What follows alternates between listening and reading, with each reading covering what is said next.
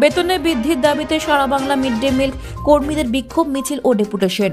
দক্ষিণ 24 পরগনা জেলা কাকদ্বীপ বিধানসভার এসডিপিও অফিসের সামনে থেকে কাকদ্বীপ ভিডিও অফিস পর্যন্ত এই বিক্ষোভ মিছিল চলে। এই বিক্ষোভে প্রায় 1200 জন মিড ডে মিল কর্মীরা পা মেলায়। মূলত জানা যায় মিড ডে মিল কর্মীরা 12 মাস কাজ করার পরেও তাদেরকে 10 মাসে বেতন দেওয়া হয়। এছাড়াও কোনো মাসে তারা ছুটি পায় না। শরীর অসুস্থ হলেও তাদের কোনো ছুটি নেই। তাই সারা বাংলা মিড ডে মিল কর্মীরা বেতন বৃদ্ধি সহ একাধিক দাবি তুলে বিক্ষোভ মিছিল করেন কাকদ্বীপ এসডিপিও অফিসের সম্মুখ থেকে কাকদ্বীপ ভিডিও অফিস পর্যন্ত। তারপরে কাকদ্বীপ ভিডিও অফিসের কাকদ্বীপের ভিডিওর কাছে এটি ডেপুটেশন দেন।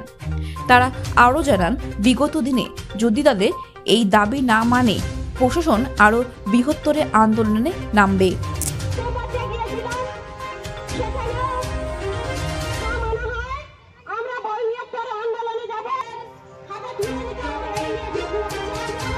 কারণ হচ্ছে আমরা সর্বক্ষেত্রে বঞ্চিত হচ্ছি। আমাদের 2013 পর থেকে আমাদের কোনো রকম বেতন বাড়েনি। মাত্র 1500 টাকায় সারাদিন সকাল থেকে 4টে পর্যন্ত আমাদের হাড় ভাঙা খাটুনি খাটতে হয়, যেখান থেকে সেখানে মাত্র 50 টাকার কমে আমরা কাজ করি। তাও আবার 12 মাস কাজ করি, 10 মাসের টাকা দেওয়া হয়।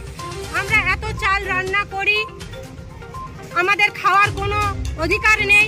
এই অধিকারের দাবিতে আমরা আজকে বিডিও স্যারের কাছে আমাদের বিক্ষোভ ডেপুটেশন দিচ্ছি। 199 জনের ছাত্রছাত্রী রান্না করতে হয় মাত্র 3 জনকে।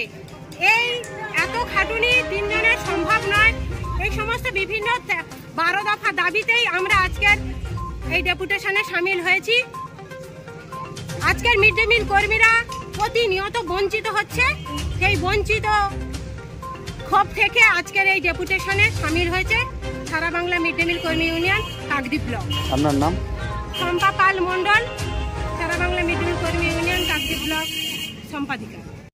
আরো আমাদের রয়েছে বছরে 24টা ছুটি মঞ্জুর করতে হবে, আমাদের 12 মাসের বেতন দিতে হবে। আমরা এখানে এসেছি আমাদের দাবি নিয়ে। আমাদের 12 মাসের বেতন দিতে হবে। আমাদের এত খাটিয়েও আমাদের বেতন মাত্র 1500 টাকা। আমরা চাই আমাদের বেতনও বাড়াতে হবে এবং আমাদের বছরে ছুটিও দিতে হবে কিছু। এই দাবি নিয়ে আমরা এখানে এসেছি এবং আমাদের কাজের পরে মানে আমরা কোনো মানে পিএফ বা কোনো বোনাস এইগুলো পাওয়ার জন্য আমরা এই দাবি নিয়ে এখানে এসেছি। আমি এসেছি বালিখালী হেমচন্দ্র বিদ্যাপীঠ নেতাজি গ্রাম অঞ্চল থেকে। আপনার নাম? আমার নাম কাজল সিংহ।